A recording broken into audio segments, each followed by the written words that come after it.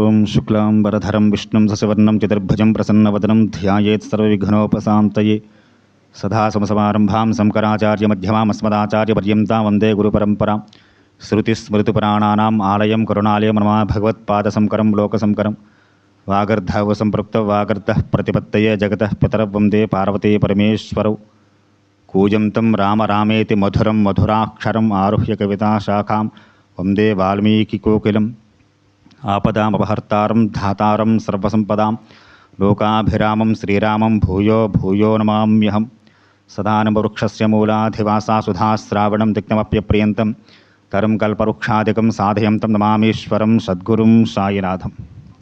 శ్రీ షిరిడి సాయి ఆధ్యాత్మిక సత్సంగ కార్యక్రమం ప్రతి శనివారం కూడా భక్తులకు విహార నిర్వహణ చేసుకుంటూ సంవత్సరంలో వచ్చేటువంటి ఆఖరి నెల డిసెంబర్ నెలలో మరి విశ్రాంతినిచ్చి మళ్ళీ 2 నెలల తర్వాత మన జగదీష్ గారి ఇంటి నుంచి మళ్ళీ దీన్ని పునఃప్రారంభం చేసుకోవడం.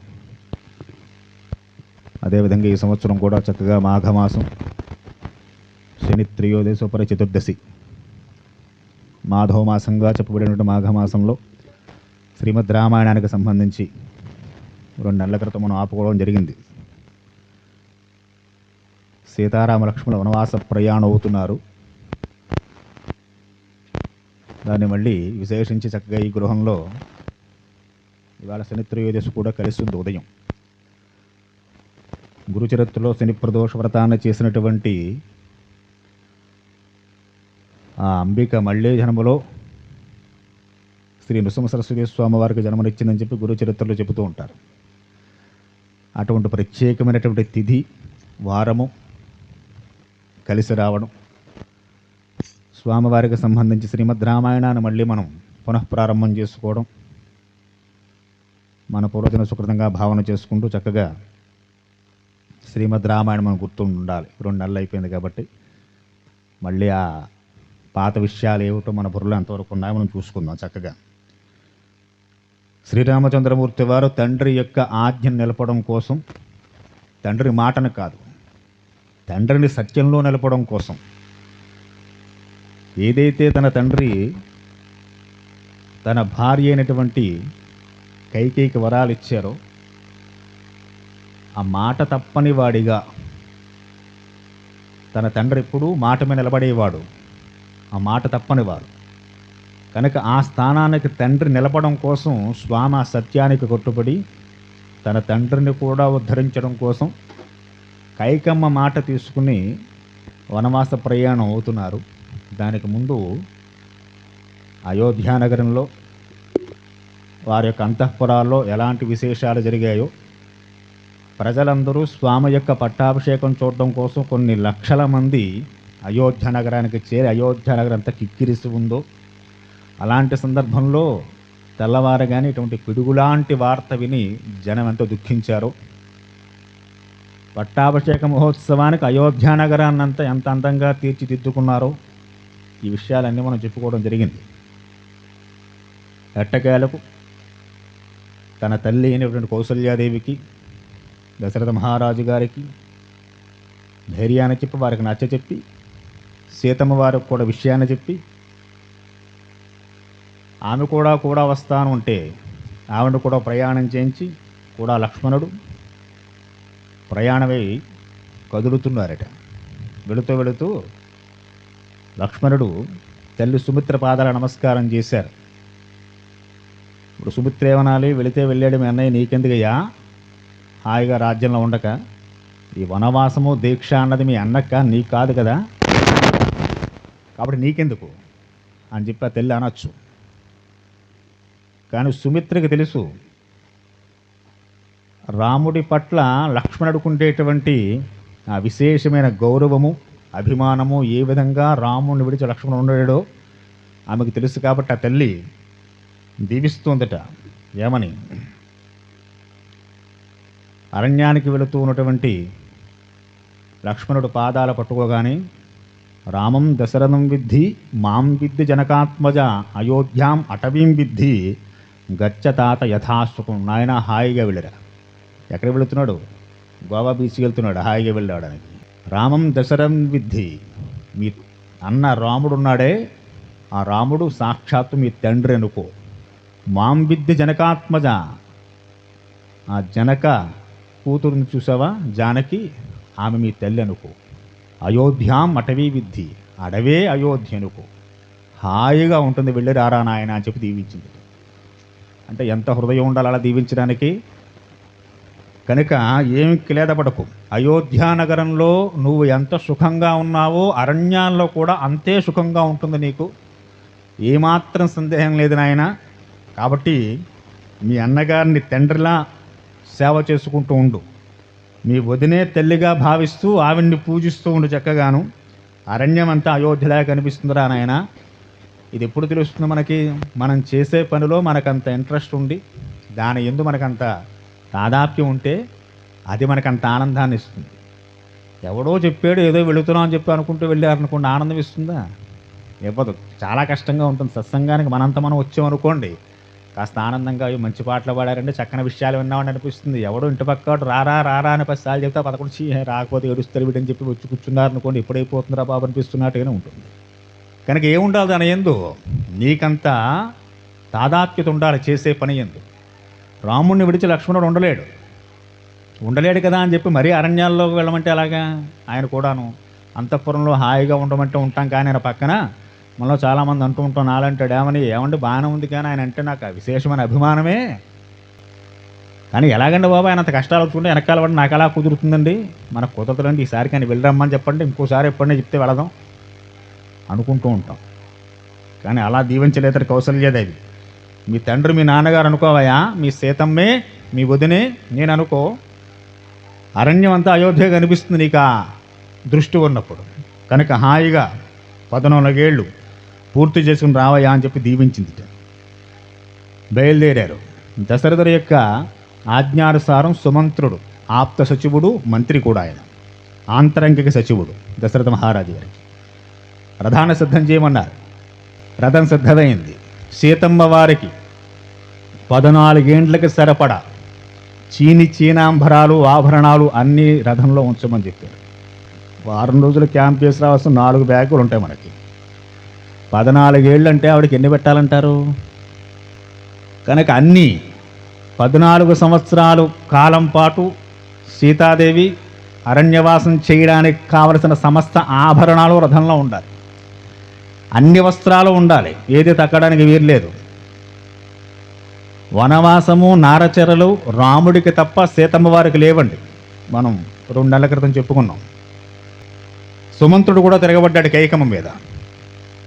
ఇది వనవాసం అన్నది నారచీరలు అన్నది కేవలం రాముడికి మాత్రమే తప్ప మిథిలా నగరాన్ని నుంచి వచ్చినటువంటి ఆ తల్లికి అవేమీ లేవు. రాముడు వెళుతుంటూ కూడా వెళుతోంది కనుక ఆవిడ నారచీరలు కట్టుకోవాల్సిన అవసరం లేదు అని చాలా గట్టిగా, అంటే మనం అధర్మంగా ప్రవర్తన చేస్తూ ఉంటే మనకి ఎంత పనిచేసేవాడు కూడా తిరగబడతాడు. కానీ సుమంత్రుడు మంత్రి దశరథుడు పక్కనుండగానే యజమానుండగా భార్యమే కేకలేస్తూ ఊరుకుంటాడని ఎవడన్నాను? ఎవడో ఊరుకోడు. కానీ ఆయన కూడా కేకలెట్టాడు. మంత్రి కూడా కైకమ్మని కేకలెట్టాడు. 2 నెలల క్రితం మనం చెప్పుకున్నాం. కనుక ఆ విధంగా ఆయన గట్టిగా గద్దిస్తే వశిష్ఠుల వారు కూడా గురువు గారు కూడా గట్టిగా గద్దించి కైకమ్మ నాపితే అప్పుడు సీతమ్మ వారికి మాత్రం న్యాయానికి ఇచ్చింది.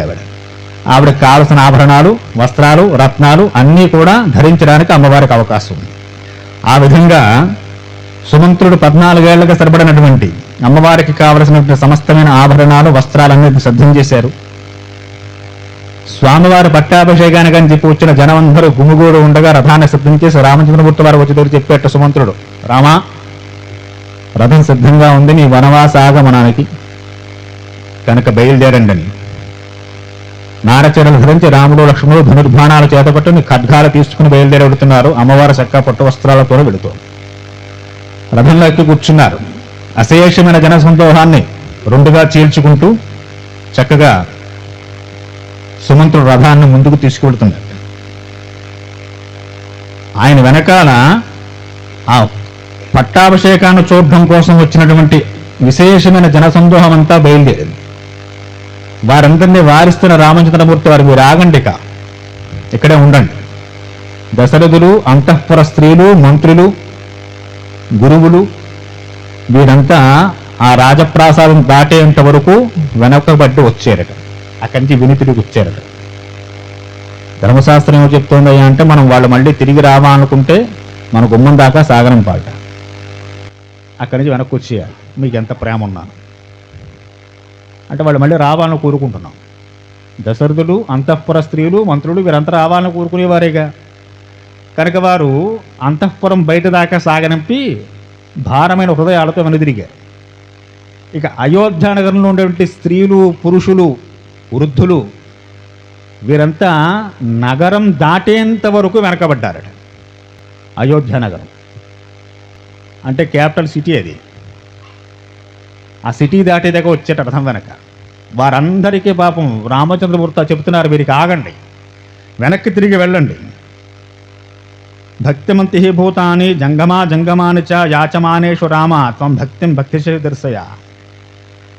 వీరంతా నాయందున్న భక్తి ప్రేమల చేత వెంటబడి వస్తున్నారు. వీరికి ఆ కష్టం లేదు, వీరు రావాల్సిన పని లేదు, కానీ నా గురించి వచ్చారు. వీరు వెనక పరిగెడుతున్నారు నా రథం వెనకాల. కాబట్టి ఓ ప్రజలారా ఇక శాంతించండి. తండ్రి మాట నిమిత్తం నేను వెళుతున్నాను, మీరు నా వెంట రావాల్సిన పని లేదాయా, కాబట్టి ఆగమన్నారు. ఎక్కడ ఆగుతారో పాపం, తీరని దుఃఖంలో ఉన్నారు. రథం వెనకాలే వెళుతున్నారట. వాళ్ళ ప్రయాణం చేశారు చాలా దూరం. అయోధ్య దాటిన తర్వాత స్త్రీలు, పిల్లలు, వృద్ధులు వెనక్కి వచ్చారట.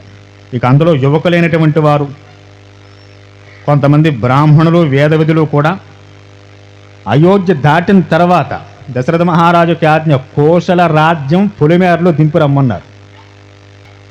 అంటే మన మనం ఇప్పుడు ఆంధ్రాలో ఉన్నాం, ఏదో మన క్యాపిటల్ అమరావతి అయితే అమరావతి అంతఃపురం వరకు ఆ స్త్రీజనం దశరథ మహారాజు గారు వచ్చుంటారు.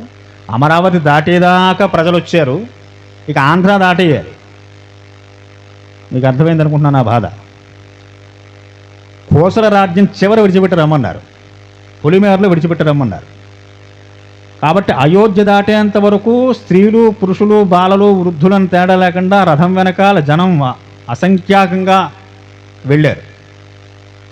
అయోధ్య దాటిన తర్వాత స్త్రీలు, వృద్ధులు, బాలురు వెనక్కి వచ్చారు. ఇక యువకులైనటువంటి వారంతా కూడా ఆయన్ని ఎలాగైనా నచ్చజెప్పి మళ్ళీ వెనక్కి తీసుకురావడం కోసం ప్రయత్నం చేస్తూ రథం వెనకాల పడుతూనే ఉన్నారట. ఎక్కడ దాకాను? కోశల పొలిమేరల దాకా సాగుతోంది రథం. తసస్సు తమసాతీరం రమయమాశ్రిత్య నాగవ సీతాముద్వక్ష సౌమిత్రం ఇదం వచనమబ్రవీత్. ఈ మధ్య విశాపూర్వ సౌముత్రే ప్రహతివనం వనమావశ్య భద్రంతే సత్ నత్కుంటి మహాసి. సాగి సాగి తమసా నదీ తీరానికి వచ్చారట. సాయం సంధ్యా సమయం అవుతోంది. అంటే వీరు మధ్యాహ్నం బయలుదేరి ఉండొచ్చుగా, ఎందుకంటే ఆ రోజు పొద్దున్నే పట్టాభిషేకం రోజు పొద్దున్నే ఈ వార్త తెలిసింది. తెలిసిన తర్వాత చాలా అల్లకొల్లోలం జరిగింది. మధ్యాహ్నం బయలుదేరి ఉండొచ్చు. మధ్యాహ్నం బయలుదేరి వీళ్ళు నెమ్మదిగా రథం సాగి సాగి సాయం సంధ్య సమయానికి తమసా నదీ తీరానికి చేరుకున్నారు. ఇంకా కోసల రాజ్యం దాటలేదు, రాజ్యంలోనే ఉన్నారు. చేరుకున్నారు. చేరుకున్న తర్వాత సాయం సంధ్యా సమయం అయింది. మనకు ఒక కర్తవ్యం ఉందిగా, అంటే మనకు లేకపోవచ్చు, రాముడికి ఉన్నాయి. సాయం సంధ్య, ప్రాతః సంధ్య అయితే సంధ్యావందనం చెయ్యాలి. ఎక్కడ ఉన్నవారు అక్కడ ఆగాలి. కనుక సుమంత్రుడు చెప్పాడు, సుమంత్ర రథం ఆప్చేవయ్యా, సంధ్యా సమయం అవుతోంది, రథాన్ని ఆప్చే ఈ తమసా నదీ తీరంలో. సుమంత్రుడు ఆపాడు. దిగారు రామలక్ష్మణుడు సీతా సమేతంగా కిందకి దిగారు. సుమంత్రుడు చెప్పారు, హాయిగా గుర్రాలకి దాహార్తను తీర్చి చక్కటి మేత వేయమని చెప్పారు. రామలక్ష్మణుడు, సుమంత్రుడు కూడా సాయం సంధ్యావందనాది కార్యక్రమాలు చేసుకున్నారు. వారు కూడా వచ్చిన వేదవిధులందరూ కూడా సాయం సంధ్యోపాసన చేసుకున్నారు. చాలా దూరం ప్రయాణం చేసి వచ్చారు. వెనకాల ఆపాద జానపద పరిగెట్టుకుంటూ వచ్చారు. కాబట్టి లక్ష్మణస్వామితో అంటున్నారట, వనమాస్యశ్చ భద్రంతే సనత్ కోటిం మహసి. లక్ష్మణ, ఇది మనకి వనవాస ప్రయాణంలో మొదటి రాత్రి. ఇక్కడ మనం మొదటి రాత్రి చేస్తున్నాం ఈవేళ. ఇదే ప్రారంభం. మనం ప్రారంభమైంది వనవాస దీక్షలో ఇది మొదటి రాత్రి. పశ్చ శూన్యాన్యరణ్యాన్ని రుదంతేవ సంతత యథా నిలయమాదిత్యం నిలేనాని మురధ్వజై.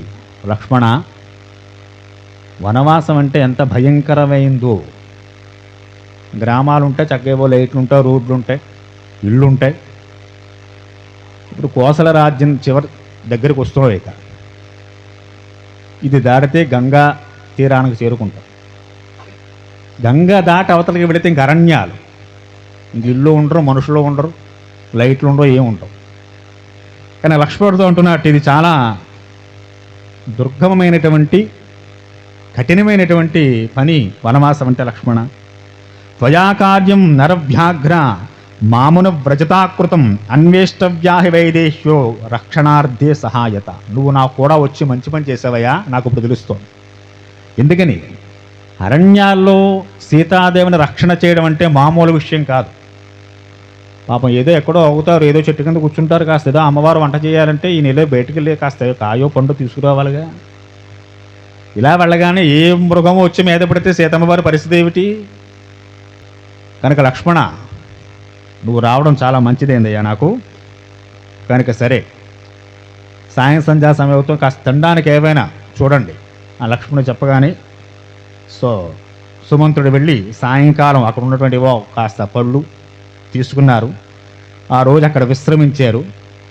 ఆ కూడా వచ్చిన జనసందోహం అంతా కూడా తాం సయ్యాం తమాసే తీరే వృక్షే వృక్షే ధరీకృతం రామ సౌమిత్రనాసార్థం సభార్య సంవివేశ. సీతారాములు లక్ష్మణుడు పడుకోవడం కోసం సుమంత్రుడు అక్కడ ఉన్న కొన్ని ఆకులు పొడుగ్గా ఉండే ఈనిల్లాంటివి పట్టుకొచ్చి ఏదో పక్క ఏర్పాటు చేశారట. ఇంకా దుప్పట్లో తరడాలు ఉండవుగా.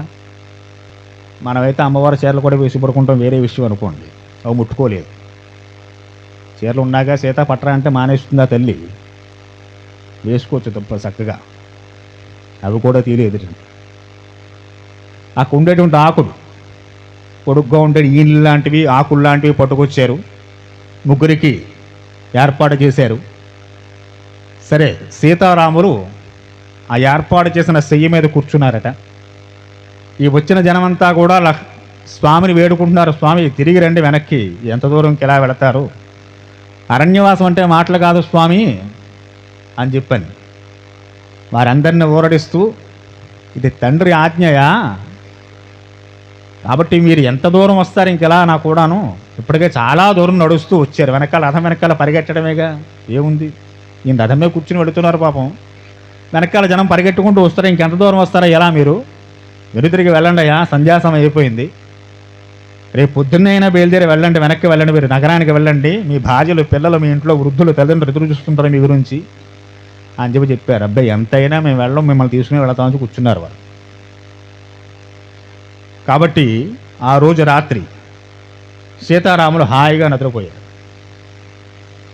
లక్ష్మణుడికి నిద్ర పట్టడం లేదు.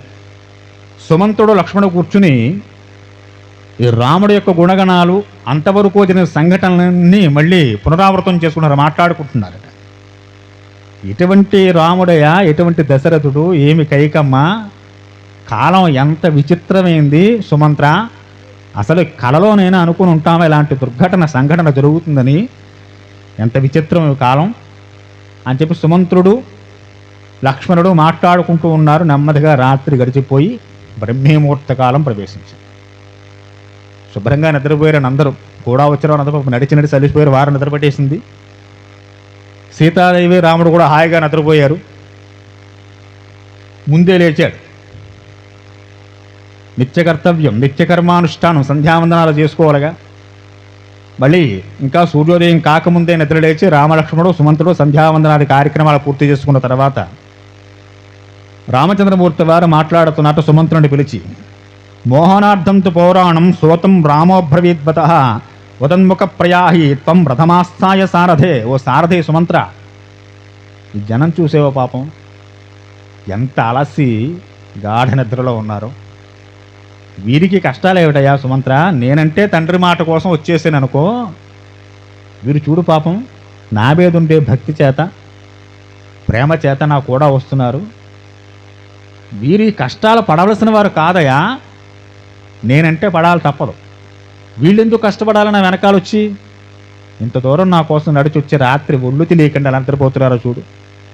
కాబట్టి సుమంత్ర, ఒక చిన్న పని చెయ్యాలి. ఏమిటిది?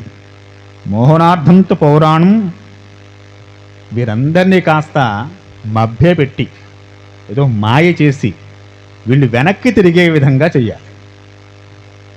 స్వామి చెప్పండి. ముహూర్తం త్వరితం గత్వా నివర్తయ రథం పునః యథాన విద్యుత్ పౌరం మాం తథా కురు సమాహిత. సుమంత్ర రథం సిద్ధం చేయి. సిద్ధం చేసి ఏం చేస్తావో తెలుసా?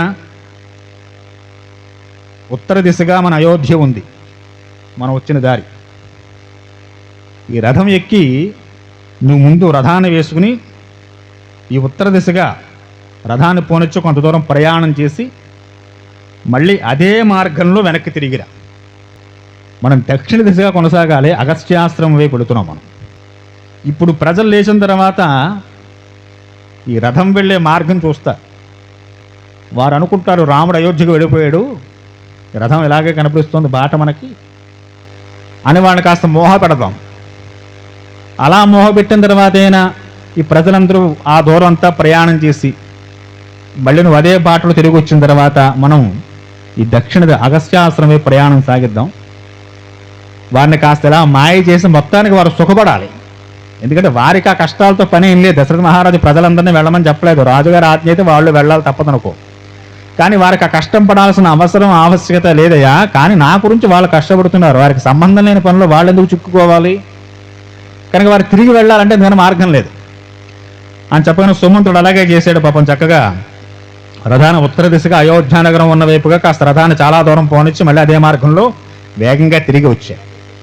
తిరిగి వచ్చిన తర్వాత ఇక్కడి నుంచి రామలక్ష్మణుని సీతమ్మ వారిని ఎక్కించుకుని అగస్త్యాశ్రమం వైపు ప్రయాణం సాగించడం కోసం గంగా తీరం వైపు ప్రయాణం సాగిస్తున్నారు. తెలతెల వారుతోంది, సూర్యోదయం అయింది. చక్కగా వీళ్ళు కళ్ళు నలుపుకుంటూ లేచారు. సీతమ్మ వారు రామచంద్రమూర్తి లేచారు లేదు, లేపాలేమో. అప్పుడు గురువుగారు లేపారు, కౌసల్య సుప్రజా రామ పూర్వా సంధ్యా ప్రవర్తే అని చెప్పని. మనకు అదో అలవాటు కదా, గురువుగారు ముందు లేస్తారు ఎవరో. మన గృహప్రవేశం పెళ్ళి అయితే ముందు గురువుగారు ఫోన్ చేయాలి, ఇప్పుడు వస్తారు టైంకి అని చెప్పారు. అలాంటి వాడే రాముడు. వీళ్ళకన్నా ముందే లేచారు. సరే కళ్ళు నిలుముకుంటూ లేచారట. లేచి చూస్తున్నారు. చూస్తే ఎక్కడా కనపడలేదు. రాముడు లేడు, లక్ష్మణుడు లేడు, సీతమ్మ వారు లేదు, రథం లేదు, సుమంత్రుడు లేడు. రథ బాటలు మాత్రం ఉన్నాయి, అయోధ్యానగరం వైపే వెళ్ళాయి. కనుక వీళ్ళు ఏం చేసి జనమంతా వచ్చిన దారిని మళ్ళీ వెనక్కి మొదలయ్యారు. చాలా దూరం ప్రయాణం చేశారు, ఎక్కడ రథం కనపడలేదు, నీరు కనపడలేదు. మళ్ళీ వెనక్కి తిరిగి కొంతమంది వచ్చారు. ఈ రథాలు రెండు వైపుకు వెళ్ళిన మార్గాలు కనిపిస్తున్నాయి. ఏ వైపుకి వెళ్ళారో వాళ్ళకి అయోమయంగా అనిపించింది. తేషాం ఏవం విషణ్ణానాం పీడితాయ నమావత భాష విప్రదేత్రాణం సఖశోకానాం సమూర్ధయ. ఛీ, ఈ నిద్ర ఎంత పనిచేసింది. నిద్రకి వసులైపోయి ఆ రాత్రి కాసేపు ఆ కంటిమే కునుకు లేకుండా రాముణ్ణి కనిపెట్టుకున్నట్లయితే ఈ ఘోరం జరిగి ఉండేది కాదు. ఛీ, ఎంత పని చేసాం మనం. నిద్రకి వసులయ్యి పడుకున్నాం, వీరు ఎక్కడికి వెళ్ళారో తెలియదు అని చెప్పి చాలాసేపు అక్కడ ఒకరితో ఒకరు చర్చ చేసుకుని చాలా బాధపడి విషణ్ణ వధాన వేసుకుని అయోధ్యకు వెళ్ళారట. అయోధ్యలో ఎదురు చూస్తున్నారట వీరి తల్లిదండ్రులు, భార్యలు, వీరందరూను. వెళ్ళగానే అడిగేట, తీసుకొచ్చారు రామచంద్రమూర్తి వారిని, ఎక్కడున్నారు స్వామి, వచ్చారా, అయోధ్యలో ప్రవేశం చేసిందా రథం అని చెప్పని. వారు విషాద వదనాల వేసుకుని చెప్పుకొచ్చారు. వారు ఎక్కడికి వెళ్ళారో కనపడలేదు. తమసా నదీ తీరం దాకా వెన్నాడాం, వారిని వెంటాడి వెళ్ళాం, రాత్రి నిద్రపట్టి పడుకున్నాం, పొద్దున్న లేసరికి వారు లేరని చెప్పారు. అందరూ తిట్టారట వచ్చిన వాడు. ఏం చేస్తారా పాపం, పడ్డారు. సరే, ఈ తమసా నదీ తీరాన్ని దాటి గంగా తీరం వైపు ప్రయాణం సాగిస్తున్నారు.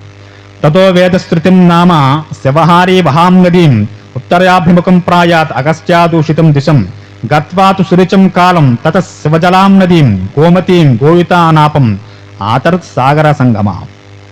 ప్రయాణం సాగిస్తున్నారు వీరు. మధ్య మధ్యలో వచ్చేటువంటి చిన్న చిన్న పల్లెలు, గ్రామాలు ఇవన్నీ దాటుకుంటూ చక్కటి పచ్చని పొలాలు, మంచి మంచి ఉద్యానవనాలు లాంటి పూల మొక్కలతో ఉన్నటువంటి ప్రదేశాలు అవన్నీ చూసుకుంటూ సీతమ్మ వారికి అవన్నీ చూపిస్తూ ఆ రథం ముందుకు సాగుతోంది. అగస్త్య మహర్షి నివసించేటువంటి ఆశ్రమం వైపు రథం వెళుతోంది. మధ్యలో గోమతీ నదీ తీరానికి చేరుకున్నారు. అక్కడ జలాలు చాలా స్వచ్ఛంగా ఉన్నాయి. పరిసర ప్రాంతాలన్నీ ఆవుల మందలు ఎక్కువ తిరుగుతున్న ఆనవాళ్ళు కనిపిస్తున్నాయి. అవన్నీ చూసి చాలా సంతోషించారు.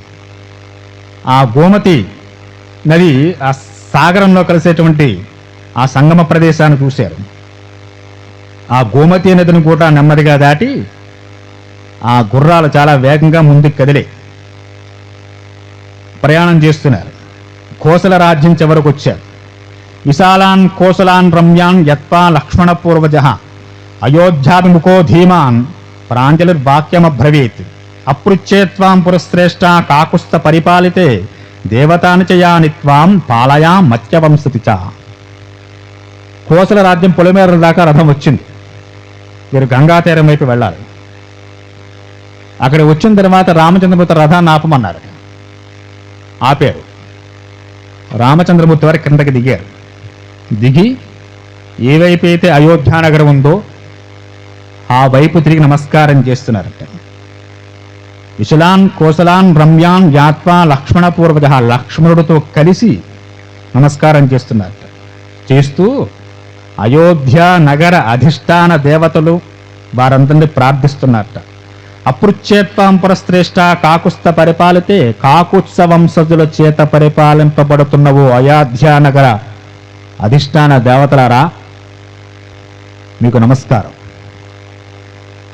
తండ్రి యొక్క ఆజ్ఞ మేరకు వనవాస చేయడం కోసం ప్రయాణమే వెళుతున్నాను కనుక వనవాస దీక్ష అంతా సజావుగా జరిగేట్టు ఆశీర్వాదం చేయండి. మళ్ళీ తిరిగి వచ్చి మిమ్మల్ని దర్శించేటువంటి భాగ్యాన్ని కల్పించండి నాకు. మనందరికీ గ్రామదేవతలు ఉంటారుగా, ప్రతి గ్రామానికి గ్రామదేవత ఉంటుంది. ఆ గ్రామానికి అధిష్టాన దేవత నమస్కారం చేయాలి. గ్రామం దాటి మనం కొన్నాళ్ళు బయటికి వెళుతుంటే గ్రామదేవత నమస్కారం చేసి ఈ పని మీద వెళుతున్నాను, మళ్ళీ తిరిగి వచ్చేటువంటి భాగ్యాన్ని అనుగ్రహించండి. ఏమో బయటికి వెళ్ళితే సజావుగా తిరిగి వస్తారు నమ్మకం ఉంది కనుక తల్లి మళ్ళీ తిరిగి వచ్చి నీ దర్శనం చేసినటువంటి భాగ్యాన్ని అనుగ్రహించమని చెప్పి వేడుకోవాలట. ఇది రాముడు చేసి చూపిస్తున్నాడు. అయోధ్యానగరం వైపు తిరిగి నమస్కారం చేస్తున్నారు. ఆ దేవతలందరినీ నమస్కారం చేసి ప్రార్థించారట. నా వన ప్రయాణానికి మీరు కూడా అనుజ్ఞనివ్వండి, నేను మళ్ళీ తిరిగి వచ్చి మీ దర్శనం చేసిన భాగ్యాన్ని కూడా కల్పించిన నాకు అని అయోధ్యానగర అధిష్టాన దేవతల్ని శ్రీరామచంద్రమూర్తి లక్ష్మణ సహితుడై నమస్కారం చేసి ప్రార్థన చేశారట. ప్రార్థన చేసి సాగుతున్నారు. మధ్యేన ముదితం శ్రీత్వా రమ్యోద్యాన వనాకులం రాజ్యం భోగ్యం నరేంద్రాణం యయోధృతిపతాం వరహ.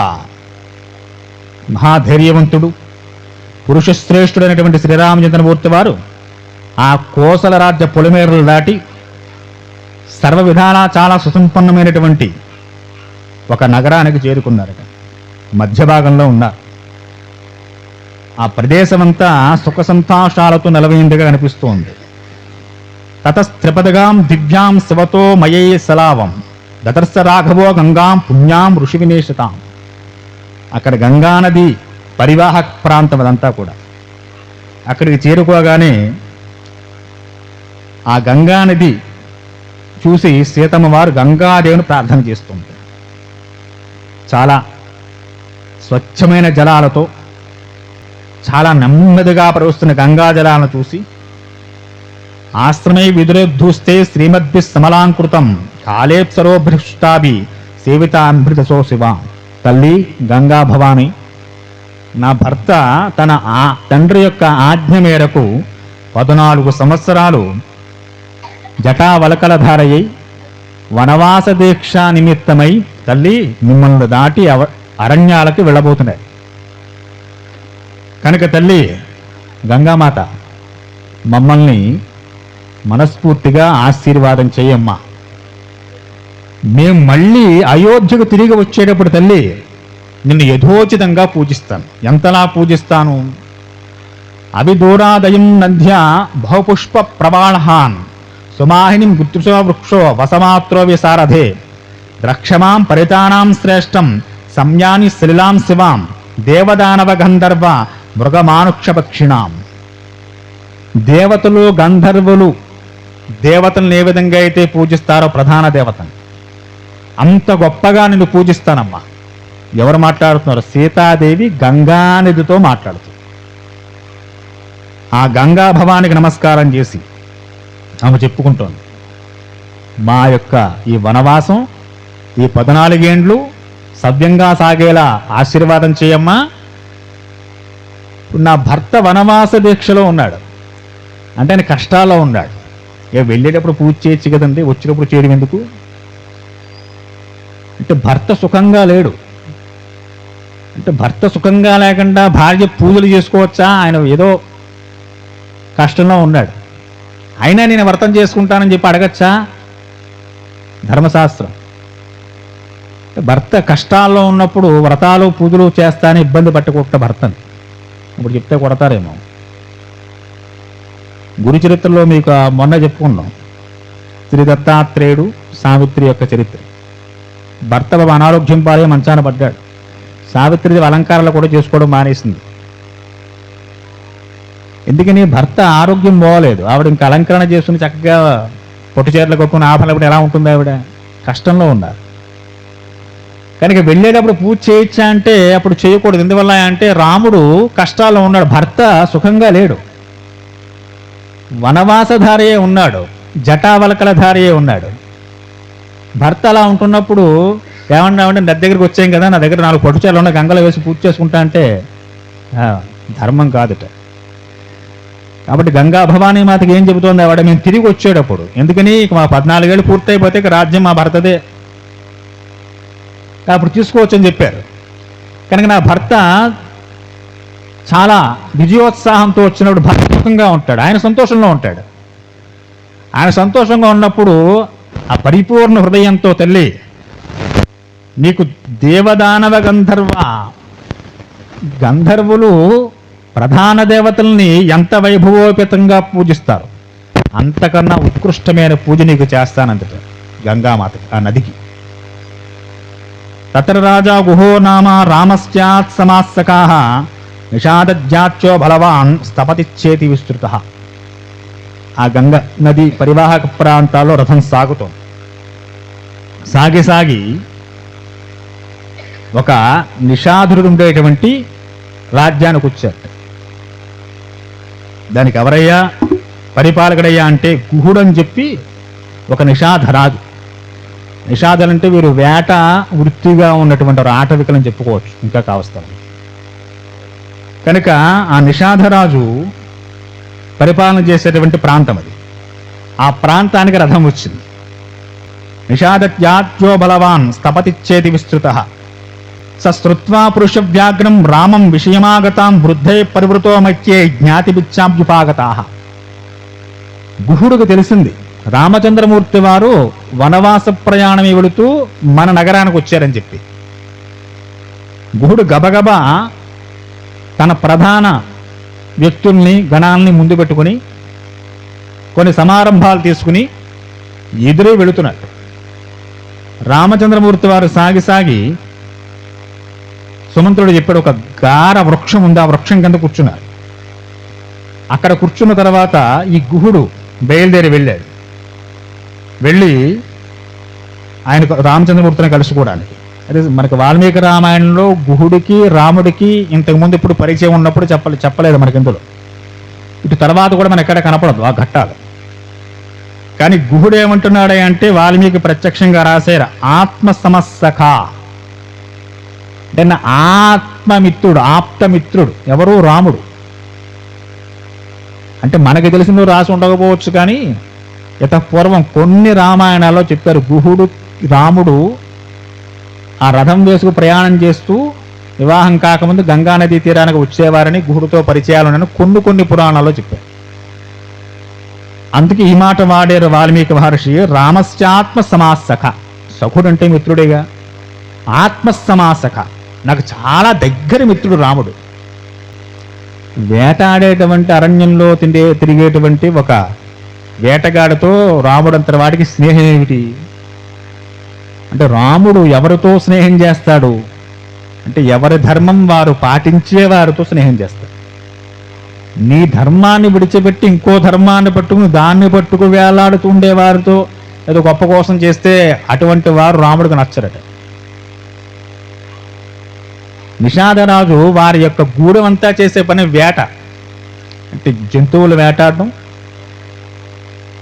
ఎవరికైనా కాస్తే మాంసాలను నమ్మడం లేదా చర్మాలను నమ్మడం, ఏవో వారికి ఉండే ధర్మం అది. మరి అటువంటి కర్కోటకమైన పని చేసే వారికి రాముడు చెప్పాలిగా ఈ పని మానేమని. రాముడు ఏం చెప్పలేదు, ఎప్పుడు చెప్పినట్టు కూడా ఎక్కడా కనపడదు. మరి అలాంటి వారు దానికి స్నేహం ఏమిటి? మనం ఒకరితో స్నేహం చేస్తున్నామంటే వారు చక్కనే వారు అవునా కాదా, వారు చేసే పని గొప్పదవునా కాదా, అది చూసి కదా స్నేహం చేస్తాం. మరి రాబడంత ధర్మాత్ముడు ఈ నిషాదరాజు గుహుడు ఇంత జీవహింస చేస్తూ జీవిస్తూ ఉంటే మరి రాముడు చెప్పాలిగా, నువ్వు చేస్తున్న హింస తప్పయా, అలా చేయొద్దని. అది చెప్పడం మానేసి ఆయనతో అంత ఆత్మమిత్రుడుగా ఆప్తమిత్రుడుగా స్నేహించేయాల్సిన అవసరం ఏమొచ్చింది రాముడికి అంటే, ముందు చెప్పుకున్నాం కదా, రామో విగ్రహవాన్ ధర్మ. ఎవరైతే ఎవరి ధర్మాన్ని వారు ఆచరణ చేస్తుంటారో వారంతా రాముడికి ఆప్తుడే, మిత్రుడే. నిషాదరాజు గుహుడు ఆటవికుడే, వేటాడుతూనే జీవిస్తాడు. అది తను పుట్టినటువంటి జన్మకి అది పని శ్రేష్టం, ఆయన అదే చేస్తాడు. అంత మాత్రం చేత గుహుడు దుర్మార్గుడండి, అస్తమాటు జీవహింస చేస్తుంటాడు, జంతువులను చంపుతుంటాడు అని చెప్పి చాలా తేలికైన మాటలు మాట్లాడి గుహుడు యొక్క ఆ దినచర్య లేదా ఆయన కర్మని, ఆయనలో లోపాలు చూపించేటువంటి పని మనం చేయకూడదు. ఎవరి ధర్మం వారిది. నువ్వు ఎలా జన్మించావు, ఏ పని చేస్తున్నావు, నువ్వు నీ పని చేయడం తప్పేమీ కాదు. కుండలు చేసేవాడు కుండలు చేయడం తప్పేం కాదు, వ్యవసాయదాడు వ్యవసాయం చేయడం తప్పేమీ కాదు. అలాగే వేటగాడు, క్షత్రియులు వేటాడతారు. రాముడు రాముడు క్షత్రియుడు, ఆయన వేటాడతాడు. కానీ క్షత్రియుడికి వేట ప్రధానమైన వృత్తి కాదు. ఎప్పుడైనా ప్రజలకు ఏదైనా కష్టం వస్తే, వారేదో ఆ అరణ్యానికి దగ్గరగా ఉండేటువంటి ఏమైనా ప్రాంతాలను నివసించే క్రూరమృగాలు బాధపడుతున్నాయంటే వారి సంరక్షణ కోసం వేటాడతాడు ఆయన. పైగా క్షత్రియుడికి ఇంకొక విలాసాల్లో ఒక విలాసం ఏమిటయ్యా అంటే వేట. మనం ఖాళీ కూర్చుంటే ఫోన్ ఎలా చూసుకుంటుంటామో కాస్త కాలక్షేపానికి, క్షత్రియులకి ఆనందంతో వేటాడే క్షత్రియులు కూడా ఉన్నారు. కానీ రాముడు దశరథ మొదట్లో చెప్పుకున్నాం మనం, క్షత్రియులకు ఉన్నటువంటి కొన్ని వ్యసనములు, అందులో వేట కూడా వ్యసనంగా చెప్పారు. క్షత్రియులకి వేట వ్యసనం కాకూడదు. ఎందుకని, నువ్వు అదే పనిగా జంతువుని వ్యసనంగా తీసుకున్నావు అనుకో, దానివల్ల నువ్వు నాశనం అయిపోతావు. క్షత్రియులు ఎంతో మంది ఉన్నారు భూమి మీద. దశరథుడు కూడా అలాంటివాడు కాదు. తన సరదా కోసం, తన సంతోషం కోసం వేటాడేసి ఇష్టానుసారంగా జంతువులను చంపేసి అటువంటి పని చేసేటువంటి వారు కాదు. రాముడు కూడా వేటాడచ్చు. ఎప్పుడది, అది ధర్మమైతే. ప్రజలకు ఇబ్బంది కలుగుతున్నప్పుడు వేటాడితే ఎదురు రాముడు ఇంకా ఘట్టాలు వస్తాయి. అప్పుడు వేటాడి మాంసాన్ని కూడా తింటాడు. అప్పుడు వర్ణించుకుందాం మిగిలిన ధర్మ సూక్ష్మాలు. ఇప్పుడు మన కథ అది కాదు కదా. కనుక వేట అన్నది క్షత్రియులకు కూడా ఉంది, కానీ అది ధర్మబద్ధమైన వేట ఉండాలి. గుహుడికి అదే ధర్మం. వాడి పని ఏది, తన ధర్మంలో తాను ఉన్నాడు. తన ధర్మాన్ని అతిక్రమించి ప్రవర్తన చేస్తే తప్పు. నీకు ఇక్కడే ఇంకొక చిన్న సందేహం కూడా మనం తీర్చుకుని ముందుకు వెళితే మంచిది. మనకి ఉత్తర భాగంలో శంభూకుడు అని చెప్పి ఒక వృత్తాంతం వస్తుంది. శంభూక వధ అనేటువంటి ఒక వృత్తాంతం వస్తుంది. అంటే దీని మీద చాలామంది చాలా అపవాదులు వేశారు. ఇప్పుడు అందుకే ఇక్కడ మీకు ఈ విషయం చెప్తే బాగా అర్థమవుతుందని చెప్పి ఇక్కడ తీసుకొస్తున్నాను ఆ ఘట్టాన్ని. శంభూకుడు అంటే వాడేమి వేద విధిన బ్రాహ్మణుడు కాదు, క్షత్రియుడు కాదు, చాలా క్రింది స్థాయికి చెందినటువంటి వ్యక్తి. ఇది తెలుసుకున్న ఒక విషయం మనం తెలుసుకోవడం మంచిది. మనకు బాగా అర్థం కావాలంటే,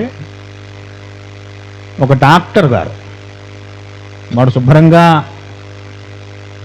ఆ కోర్సులో బాగా నిష్ణాతుడై చక్కగా వైద్యం చేయగలిగినటువంటి వాడు వైద్యం చేస్తే ప్రాణాలకు సేఫ్ కదా.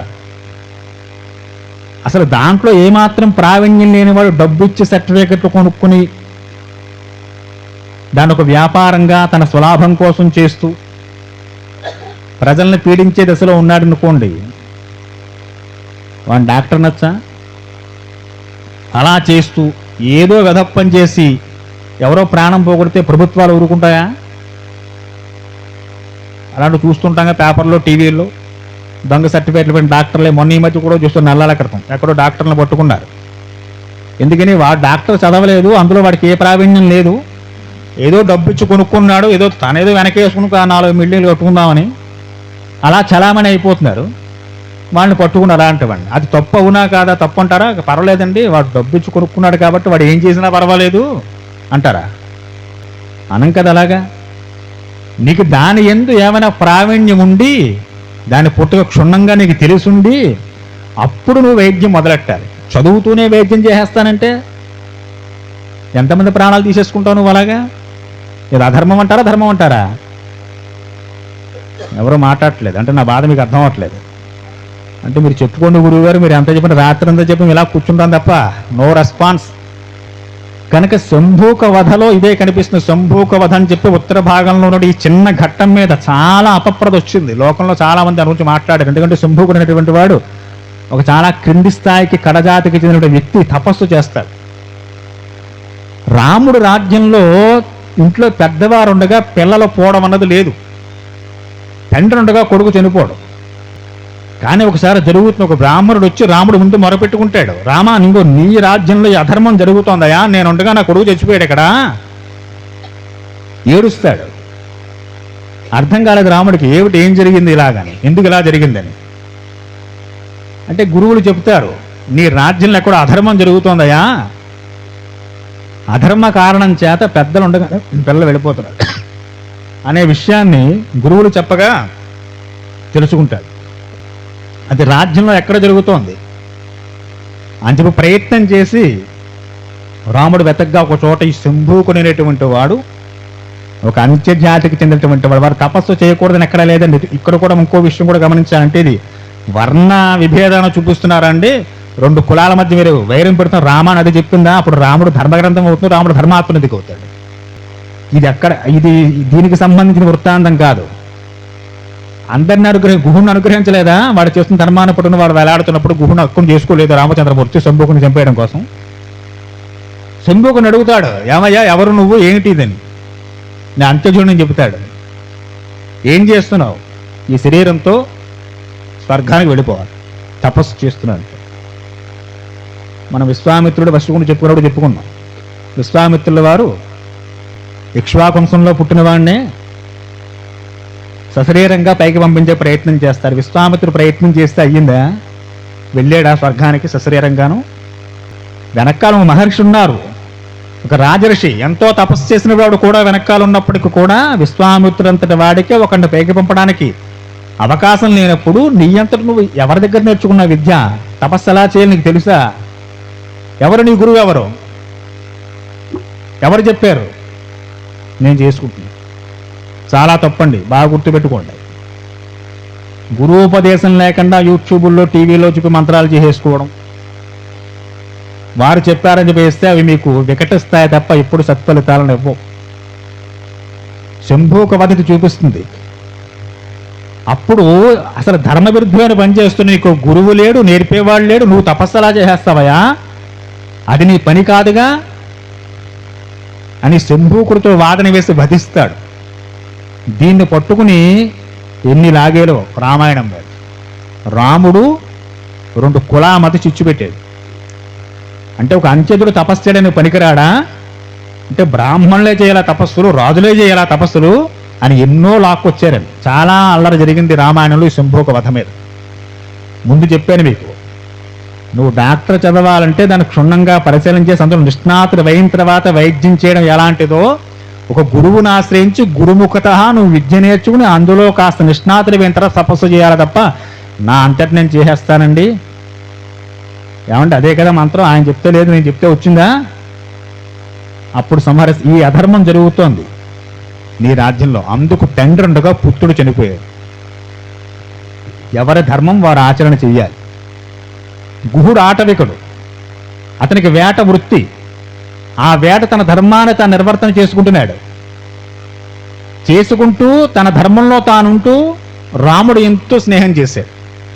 నీ ధర్మాన్ని నువ్వు పాటిస్తూ ఉండగా రాముడిని నేమి వేలెత్తు చూపించి నువ్వు చేసే తప్పని. ఎందుకంటే నువ్వు నీ జన్మది, నువ్వు ఆ పని చేయడం తప్పేం కాదు. అది అందులో ఉంటూ నువ్వు భగవదారాధన చేసుకో, దాన్ని ఎవరూ తప్పుపట్టరు నీకు. కానీ అది మానేసి ఈ వృత్తి నాకు బాగోలేదని చెప్పి నేను తపస్సు చేస్తానంటే ఇంకో శంభూక వధలా ఉంటుంది. ఉత్తర భాగంలో దాన్ని కూడా చెప్పాడు. కానీ గుహుడు ఆటవికుడు, ఆయన వేటాడుతూ ఉంటాడు.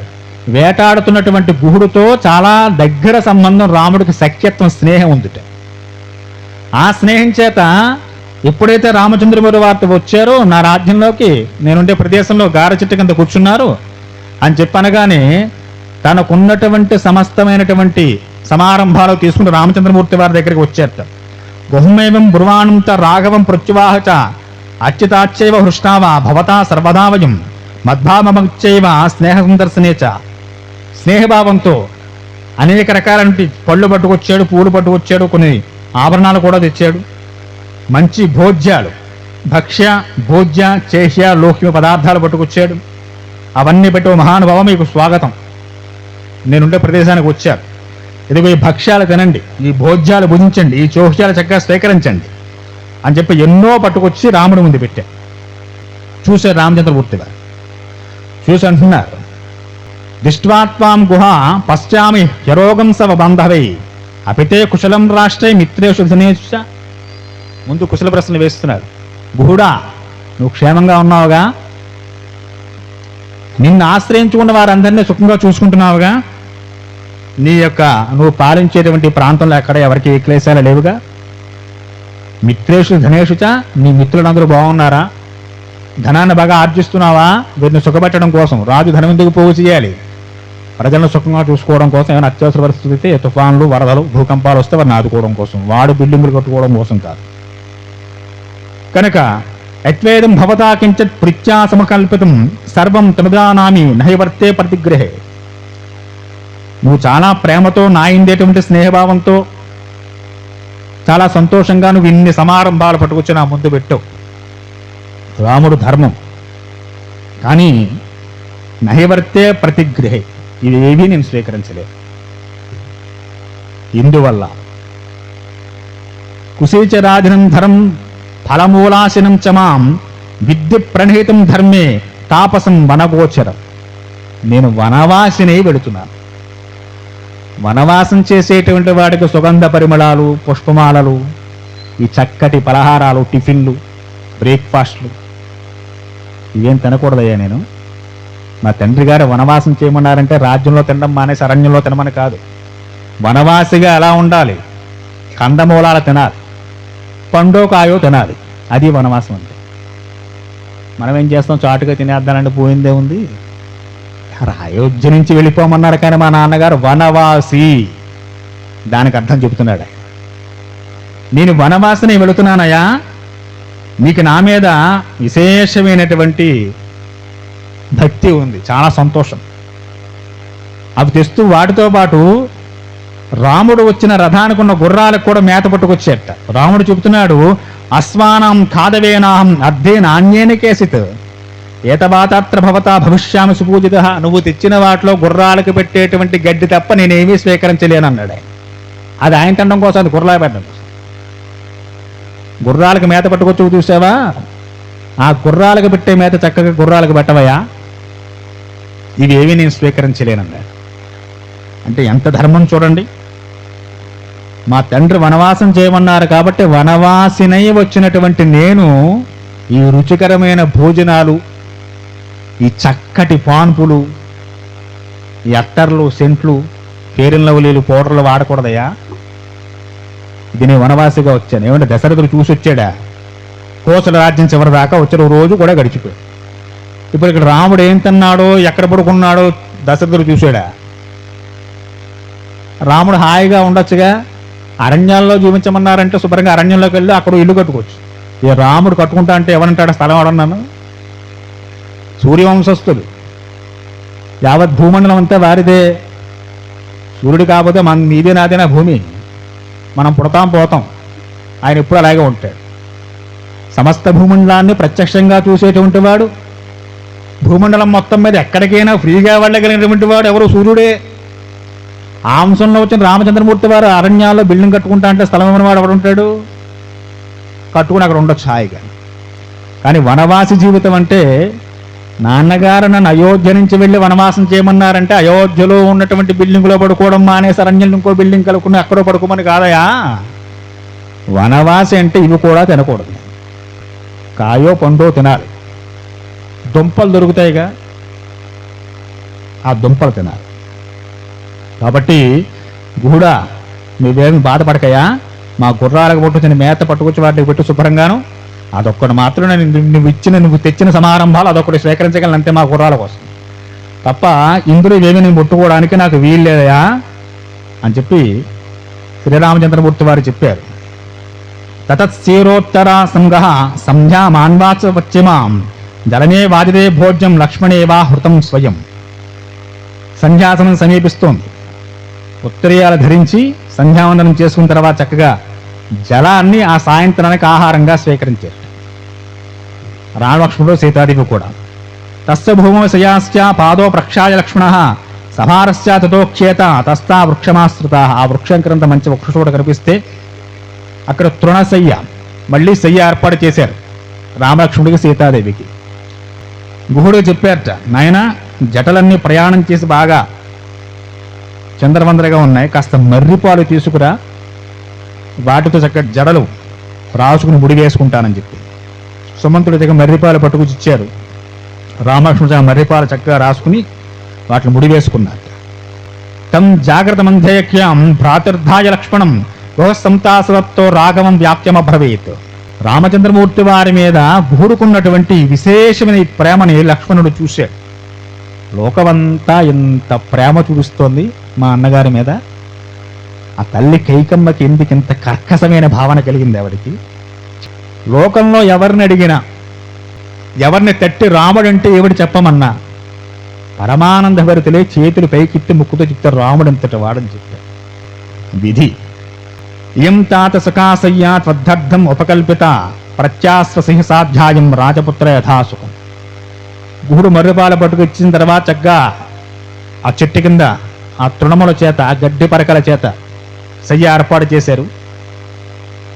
సీతారాములు శయ్య మీద చేరి వారు ఆ రాత్రి సంధ్యావందన కార్యక్రమం ముగించుని జలాన్ని ఆహారంగా స్వీకరించుకుని విశ్రమించారట. నిద్ర హాయిగా పట్టిన రాముడికి సీతకి నిద్ర పట్టని రోగమేం లేదండి. ఇంట్లో ఫ్యాన్కు ఏసీకి అలవాటు పడి ఒక రోజు బయట పడుకోవాలంటే అబ్బబ్బా పడుకోలేనండి బాబు గురువు గారు, మంచం అలవాటైపోయింది, ఏసీ అలవాటైపోయింది నాకు. రాముడికి ఆ బాధ లేదట, సీతమ్మ వారికి అసలే లేదు. రాముడి ఆనందం ఏమిటా అంటే మా నాన్నగారి మాట నేను పాటిస్తున్నాను, ఆనందం ఆయనకి. నిద్ర పట్టాలంటే ఏది ప్రధానము? ఏం ప్రధానం అండి? ఏసీ వేసుకుని ఫ్యాన్ వేసుకుని నిద్ర వస్తుందా? మెత్తటి పరుపు ఉంటే నిద్ర వస్తుందా? ఒకడు కాలు నొక్కుతుంటే ఒకడు పీక నొక్కుతుంటే నిద్ర వస్తుందా? నిద్ర రావడానికి మనస్సు ప్రధానం, మనస్సే ప్రధానం. మనస్సు నందు ఆలోచనల పరంపర వస్తుంది అనుకోండి, ఆలోచనలు పుంకాలుగా పుట్టుకు వస్తున్నాయి, నిద్ర వస్తుందా? ఆ మనస్సు ఎప్పుడైతే అది కూడా పడుకోవాలి. నిద్ర అంటే ఏమిటి? మనస్సు కూడా ఆలోచనలు మానేసి పడుకోవాలి, అప్పుడు నిద్ర నీకు.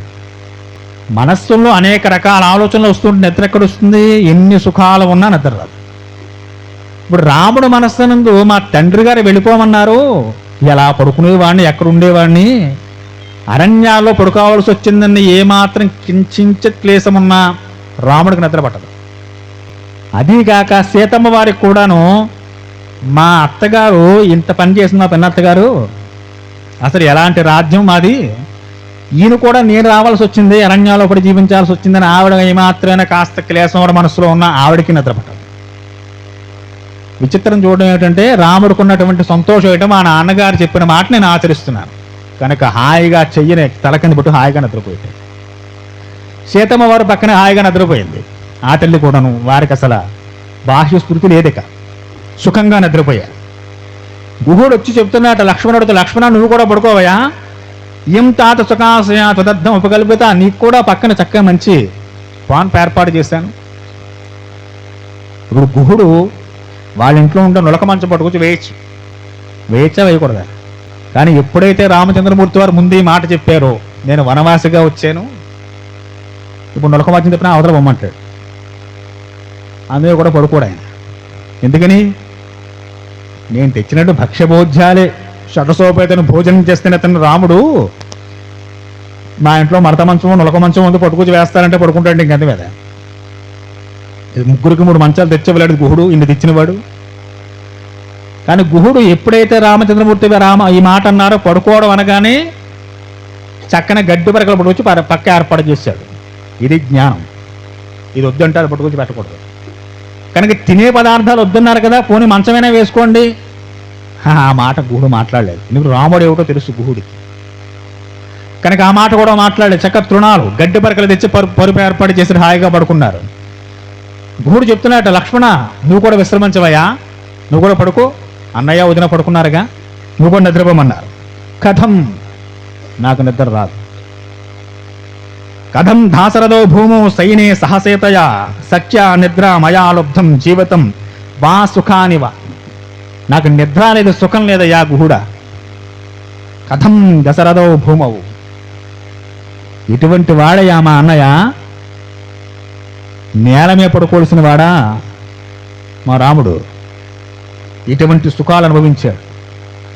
ఇటువంటి వాడు రాముడు పేరు చెబితే ఆపాద జానపదుడు, సామంతరాజులు సమస్తం అందరూ కూడా రాముడు గురించి పరితపించేస్తూ ఉంటారు. అటువంటి ఎన్నో రాజ్యభోగాలు ఆయనకు ఉన్న అన్ని తృణప్రాయంగా, దానికి కూడా ధైర్యం కావాలి మనకి విడిచిపెట్టడానికి. ఆ విడిచిపెట్టడానికి ధైర్యం సరిపోదు మనకి. అవన్నీ విడిచిపెట్టేసి నా తల్లి, మా వదిన సీతమ్మ, మా అన్నయ్య రాముడు ఎలా పడుకున్నారయ్యా. అసలు వాళ్ళకి నేను కింద పడుకుంటున్నాను, పైన పడుకుంటున్నాను, ఫ్యాన్ ఉందో లేదో, కనీసం దోమలకు కొట్టుకోవడానికి బ్యాట్ ఉందో లేదో, ఏమీ లేవే. ఏమిటి ఇలా గడ్డి పరకలు వేసి పడుకో అనే అంటే వెళ్ళి పడుకుంటున్నాడు. ఈ నీళ్లు తాగమంటే తాగుతున్నాడు, పళ్ళు పెడితే తింటున్నాడు. కనీసం ఒక్కరోజైనా ఒక్కసారైనా లక్ష్మణ ఇది తినలేనురా నేను అని ఎప్పుడూ మాట్లాడలేదే. ఇలాంటప్పుడు నాకు నిద్ర ఎలా పడుతుంది, సుఖం ఎలా ఉంటుంది గుహుడా, నాకు నిద్ర రాదు. ఏవా దేవసానా సర్వే సఖ్య ప్రసహితం యధి తంపస్య సుఖం విష్టం తృణేషు సహసేతయ. దేవాసురులైనా సరే, దేవతలు ఎదురుగా వచ్చిన దేవేంద్రుడు ముందుకొచ్చి నిలబడి యుద్ధం చేస్తానన్న రాముడు ధనస్సు పట్టుకుంటే దేవేంద్రుడు కాళ్ళ దగ్గర రావాల్సిందే. అటువంటి వాడు మా అన్నగారు. అసురుడు ఎంతమంది ముందుకొచ్చినా రాముడు ధనస్సు పట్టుకుని నిలబడితే వారంతా కూడా నిశ్చేషుతులై వెనుతిరిగి వెళ్ళిపోవలసిందే. అటువంటి ధీరుడు నా అన్నయ్య. దేవాసురే సర్వే సఖ్య ప్రసహితం యుధి. యుద్ధంలో దేవతలు కాని అసురులు కాని నా అన్నగారు ముందు నిలబడలేరు. అటువంటి మహానుభావుడు, అంతటి ధీశాలి, అంతటి సూర్యుడు. అటువంటి ఆయన అన్నీ విడిచిపెట్టి నేలమే పడుకుంటే నాకు నిద్ర ఎక్కడ పడుతుంది గుహుడా, నాకు నిద్ర లేదు, సుఖం లేదు. కాబట్టి నన్ను పడుకోమని చెప్పకు అని చెప్పని ఆ రోజు రాత్రి కూడా ఇంతకు ముందు సుమంత్రుడితో మాట్లాడుతూ చక్కగా కాలం గడిపేసిన లక్ష్మణుడు గుహుడి దగ్గరికి ఈ గంగా తీరం దాకా వచ్చిన తర్వాత, గంగా తీరంలో కూడా గుహుడితో సమాగమైన తర్వాత ఆ గుహుడితో కూడా రాత్రంతా కూర్చుని చక్కగా ఆ రాముడు యొక్క గుణగణాలు, దశరథ దగ్గర ఆయనకు ఉండేటువంటి ప్రేమాభిమానాలు ఇవన్నీ తలుచుకుంటూ కాలం గడిపిస్తున్నాడు. నిద్రపట్టలేదు లక్ష్మణుడు. అసలు పనిష్మెంట్ అనుభవిస్తున్నవాడు హాయిగా ఉన్నాడు. అంతేగా, పనిష్మెంట్ రాముడికి, ఆయన సుఖంగా ఉన్నాడు. ఏ పనిష్మెంట్ లేనటువంటి లక్ష్మణుడికి మాత్రం నిద్రపట్టడం లేదు. కాబట్టి ఆ రోజు తెల్లవారిపోయిన రాత్రి గడిచింది చక్కగాను. అతిక్రాంతం అనవాస్య మనోరథం రాజ్యే రామమిక్షస్య పితామే వినివిష్యతి. తెలతెలవారుతూ ఉండగా చక్కగా ఇక వీరి గంగా నదీ తీరం దాటి అవతలగా వెళ్ళాలి. కాబట్టి గుహుణ్ణి పిలిచి చెప్పారు, ఈ గంగా నది దాటడానికి మంచి నావ ఏర్పాటు చేయమని చెప్పాను. నావ ఏర్పాటైంది. చక్కగా పువ్వులతో నామం తీర్చిదిద్దారు. గుహుడు తన సైనికులకి తన దగ్గర ఉన్న పరిజనానికి ఆజ్ఞలు వేశాడు. నావ రెడీ అయింది. సుమంతుడు వదనంతో వచ్చాడు రామచంద్రమూర్తి వారి దగ్గర. సిద్ధార్థ పితరం వృత్తం తస్మిన్ కాలే విపస్థితే ప్రేతకార్యే సర్వేషు సంకరిష్యంతి భూమివ్యాం. విషణ్ణ వదనంతో కళ్ళండా నీళ్లు నింపుకుని సుమంత్రుడు ఇక ఇక్కడి నుంచి రాముడు వెళ్ళిపోతాడు. ఇంకా సుమంత్రుడు వెళ్ళక్కర్లేదు రహ వేసుకుని. గంగానది దాటిన తర్వాత ఇక అన్ని అరణ్య మార్గాలే. ఈ గంగా నది పరివాహక ప్రాంతం వరకు ఏవో చిన్న చిన్న గ్రామాలు, ఏవో పట్టణాలు, ఇంకో గుహుడు ఉండేటువంటి ఆటవి జానపదులు ఉండేటువంటి చిన్న చిన్న నగరాలు కనిపిస్తూ ఉంటాయి. ఇక ఇది దాటిన తర్వాత ఇకంతా అరణ్య మార్గం గోచరిస్తూ ఉంటుంది. కాబట్టి అరణ్యంలో ఇంకా జాగ్రత్తగా వెళ్ళాలి. ఇక్కడ దాకా కనీసం మనిషి అయినా కనిపిస్తాడు కాస్త మాట్లాడడానికో, ఎదరేమనో పల్లెలో పట్టణం ఉందో చెప్పడానికో, ఇంకా అక్కడ ఎవరు ఉండరు, ఈ పుల్లు సింహాలను అడగాలి ఎదురు ఏమైనా ఉందా అమ్మ అని. కనుక అవి ఉంటాయి ఇక నుంచి. కాబట్టి ఇక నుంచి ఇక రథం వెళ్ళేటువంటి మార్గాలు లేవు, ఇక్కడ దాకా రథం వచ్చింది. ఇక గంగానదీ తీరం దాడితే రథం మీద వెళతా అంటే కుదరదు, అక్కడ మీరే వెళ్ళాలి ఇక. కాబట్టి అగస్త్యాశ్రమే ప్రయాణం సాగించాలి. కాబట్టి ఇక గుహుడు పని అక్కడితో అయిపోయింది, ఆయన తిరిగి మళ్ళీ రాజ్యానికి వెళ్ళాలి. కాబట్టి గుహుడు ముందుకు వచ్చి చెబుతున్నాడు, రామచంద్రమూర్తి వారు ఆయన దగ్గర వచ్చి నుంచున్నాడు. నుంచోగానే శ్రీరామచంద్రమూర్తి ఒకసారి గుహుడిని చక్కగా చెయ్యి పెట్టేలాగా భుజం మీద చెయ్యి వేసి తడుముతూ సుమంత్రుడిని, మంత్రి గారిని చెప్తున్నట్ట. అడిగాడు సుమంత్రుడు, అయ్యా ఇక్కడతోటి నేను తీసుకొచ్చే ప్రయాణం అయిపోయింది, ఇక్కడి నుంచి మీరే వెళ్ళాలి. నేను వెను తిరగలేక వెను తిరుగుతున్నాను, వెళ్ళాలని నాకు లేదు, కానీ తప్పదు. మీ తండ్రి గారు రాజుగా రాజ్యం ఇక్కడ దాకా దింపి రమ్మని, మళ్ళీ దింపానని చెప్పి వార్త చెప్పాలి రాజుగారికి. ఇంకా ఆయన చెప్పేదేమో దుర్మార్గుడు మిమ్మల్ని పంపించేసిన తర్వాత చెప్పి అనకూడదు. కాబట్టి వర్తమానం చెప్పాలి రాజుగారికి. ఏం చెప్పమంటారు చెప్పండి అని చెప్పి అడిగాడు రాముడు వారిని. అప్పుడు రాముడు చెప్తున్నట్ట, అతిక్రాంతం అనవాస్య మనోరథం రాజ్యే రామవృక్షస్య పితామే వినివశ్యతి. తండ్రి గారి ఆజ్ఞానుసారం రాముడు చక్కగా వనవాసం చేయడానికి సంతోషంగానే వెళ్ళాడని చెప్పవయ్యా. నువ్వు రాజ్యానికి వెళ్ళిన తర్వాత మా తండ్రి వృద్ధుడు, 60,000 సంవత్సరాల వయస్సు, మనం ముందు చెప్పుకున్నాం చాన్నాళ్ళ ముందు. అంత వయస్సు వచ్చాక మేము జన్మించాము ఆయనకి, కాబట్టి వయస్సులో చాలా పెద్దవాళ్ళు. కాబట్టి ఆయన జాగ్రత్తగా కనిపెట్టుకుని ఉండు, ఎప్పుడూ ఆయన్ని విడిచి దూరంగా ఉండకు. ఎందుకంటే ఆ వృద్ధుడైన తర్వాత మేము దూరం అని చెప్పి ఆయన మనస్సు రకరకాల ఆలోచనలతో ఉంటుంది. ఏ క్షణం ఎలా ఉంటాడో తెలియదు మా తండ్రి గారు. కాబట్టి సుమంత్ర, నువ్వు ఆయన ఎప్పుడూ కనిపెట్టుకుని ఉండాలి. అలాగే మా తండ్రి కౌసల్య, మా తల్లి కౌసల్య, సుమిత్ర, కైకేయి, వీరిని చక్కగా సేవిస్తూ ఉండు. మా అమ్మ కౌసల్యాదేవి పాపం చాలా బాధపడుతూ ఉంటుంది. ఎందుకంటే కైకేయమ్మ కొడుకు భరతుడు రాజ్యంలో ఉన్నాడు, తన పుత్రుడు దూరం వేయాలని చెప్పి మా తల్లికి ఎప్పుడైనా కైకేయమ్మ మీద ఎప్పుడైనా కాస్త కినుక, ద్వేషమో కోపమో రావచ్చు. అలాంటి వచ్చినప్పుడు కౌసల్యాదేవి ఇంకా కాస్త బాధపడుతూ ఉంటుంది. కాబట్టి ఆవిడకి ఎప్పుడు ధైర్యం చెబుతూ ఉండు. కైకమ్మను కూడా కనిపెట్టుకుని ఉండు. ఎందుకని భరతుడు రాజు అవుతాడు, భరతుడు రాజ్యపాలన చేస్తుంటాడు, కైకమ్మ రాజమాత, ఆవిడేం చెప్పినా ఇక అందరూ అన్నీ చేయవలసిందే. అయితే భరతుడికి ద్వేషములు ఏం లేవు, భరతుడి మీద చాలా ప్రేమ ఉంది రామచంద్రమూర్తి వారికి. కాబట్టి భరతుడి యొక్క ఆజ్ఞానుసారం కైకమ్మను కూడా కనిపెట్టుకుని జాగ్రత్తగా. భరతుడు విశాల హృదయం కలిగిన వాడయా సుమంత్ర. కాబట్టి మీ కొడుకులిద్దరూ, మీ పెద్ద కోడలు చక్కగా వనవాసం చేయడానికి ఏమాత్రం ఖేదపడకుండా చాలా సంతోషంగానే గంగా అనేది దాటారని చెప్పవయ్యా అని చెప్పి వారికి సుమంత్రుడు చెప్పి అక్కడి నుంచి సాగనంపాడు. ఆ గుర్రాలను పోంచుకుని చక్కగా వెళ్ళలేక వెనుదిరిగి సుమంత్రుడు మళ్ళీ రథం వేసి బయలుదేరుతున్నాడు. గుహుడు చక్కగా వీరికి చక్కటి నావను సిద్ధం చేశాడు. ఆ నావలో రామలక్ష్మణుడు సీతాసహితంగా కూర్చోవడం కావాల్సిన ఏర్పాట్లు చేశారు. శ్రీరామచంద్రపురి లక్ష్మణుడితో చెప్పేట, నాయన ముందు నీ వదిన సీతమ్మ వారిని ఎక్కించి అందులోకి, అటు తర్వాత నువ్వు నేను ఎక్కుదా అని చెప్పని ముందుగా చక్కగా సీతమ్మ వారిని లక్ష్మణస్వామి తీసుకువెళ్ళి నావలో కూర్చోబెట్టారు. అటు తర్వాత లక్ష్మణుడు శ్రీరామచంద్రమూర్తి వారు నావలో కూర్చొని గంగానదీ తీరాన్ని దాటుతున్నారు. వారు దాటిన తర్వాత విశేషాలు మళ్ళీ వారిని చూసుకునే ప్రయత్నం చేద్దాం. స్వస్తి స్వస్తి ప్రియాభ్యాం పరిపాలయంతాం న్యాయేన మార్గేణ మహీమహీచాం గోబ్రాహ్మణేభ్య సమస్తు నిత్యం లోకా సమస్తా శుకునో భవంతు. స్వస్తి.